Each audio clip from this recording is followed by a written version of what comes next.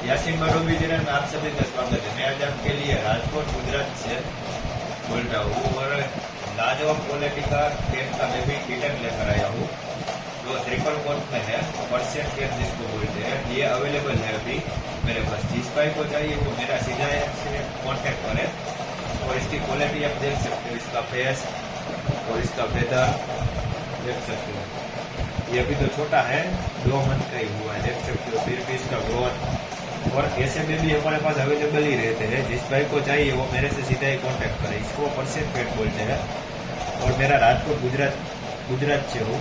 जिस भाई को चाहिए all over India delivery possible है, इसीलिए जिस भाई को चाहिए मैं नीचे छोड़कर आपको दिखाता हूँ, नीचे दिखाता।